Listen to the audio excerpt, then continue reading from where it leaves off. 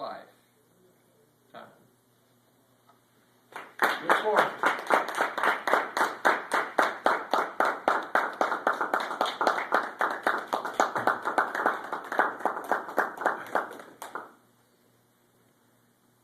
Isn't this the greatest time of the year?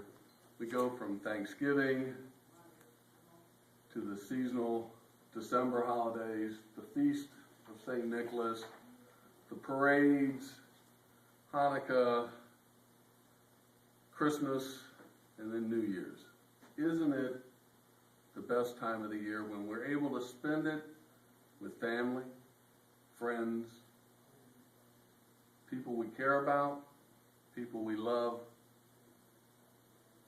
Isn't it the best time? But it's not always the best time.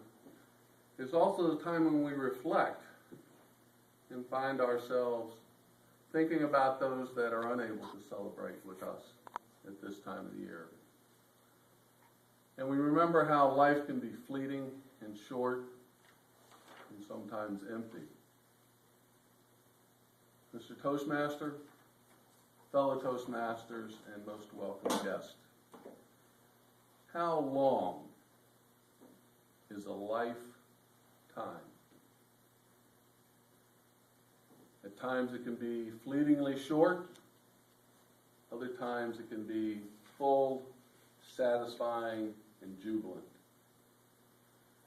Isn't it strange how it's this time of year where we think in those terms? Isn't it strange how it takes lessons in life where dramatic events occur and we have to learn that lesson? How long is a lifetime? I feel that we are defined by the experiences that we've had through our entire lives. If it's between geneticists and environmentalists, I side with the environmentalists because I feel like we are what we have experienced. C.S. Lewis, the theologian, best known for the Narnia Chronicles, often sermonized that it's the hardships and even tragedy that shape us like a sculpture being hammered and chiseled by the sculptor. It sharply defines who we are. That there are frozen moments in time where we're one person before that and we're dramatically different after. Frozen moments in time. For me, that frozen moment in time is September 3rd, 1992. I was back in Richmond. Life wasn't paradise, but life was full, life was good, life was hard. Robin and I had been married for over 11 years. We've been blessed by a 10-year-old daughter, Nancy, and a 6-year-old son, Casey. We had a house with shady trees, and we had a black lab whose favorite occupation was to entertain us by chasing the squirrels in the backyard up the trees. We could watch him do that for hours. Looking up at the tree, wagging his tail, the squirrel saying, "What is going on?" Life was good, life was full. And home was a place I yearned to come to after work. When we talk about this time of year, miraculously one day, the house would be transformed into a Hallmark Christmas card. And it was a place truly enjoyed, to be welcomed by children and wife after a long day's work. But that frozen moment in time, I was at work. I was about ready to go down the street at lunch to enter my daughter in her 5th year of ballet class. The phone rang. "Mr. Morrison, this is Johnston Willis Hospital. There's been an accident. and we need permission to treat your children. I said, absolutely, do whatever needs to be done. After pausing for a moment, I said, what about my wife?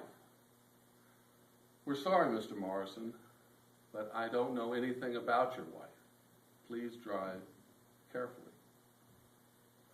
Well, I'm not sure how I drove. I would call it mindlessly. I left work, got in my car, headed down the highway, and took the exit I took every day, going home. And it wasn't until I passed another hospital that I realized I was on the wrong road.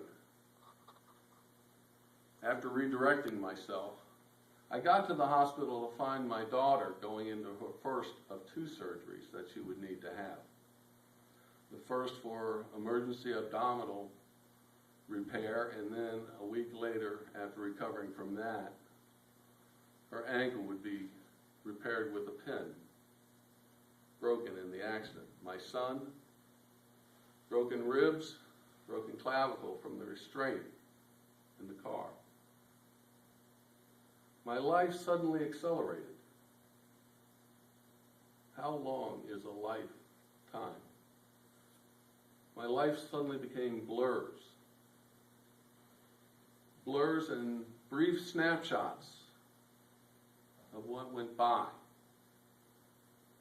My wife in another hospital, passing away, never to regain consciousness after the accident, having to tell my children that awful news. My daughter at her mother's funeral in a wheelchair. Thanksgiving, Christmas, New Year's, Valentine's Day, wedding anniversary. Blurs. I don't know how I got from one day to the next, literally. Most of you probably know the story of Footprints in the Sand. It's the story of a man in a dream going to heaven and finding that God has painted the heavens with the story of his life. And along the parallel shoreline are 2 sets of footprints. And God tells the man that he has been walking beside him throughout his life and has always been with him. But on closer inspection, the man notices at the hardest times in his life, when there was tragedy, illness, failure, and frustration, there was only 1 set of footprints. And he asked God, why did you leave me during those hardest of times in my life? And God's answer was, I've never left you. I've always been with you. It was during those times that I carried you. I too was carried for days and weeks and months. I was carried by my parents. I was carried by my family. I was carried by my friends. I was carried by people I met. I was carried by my coworkers. I was carried by people that I've never been introduced to. But they carried me as well. My credo, my faith, is that I am still carried today. My credo, my faith says, that's why we're on this planet. It's to carry others as well as to allow others to carry us.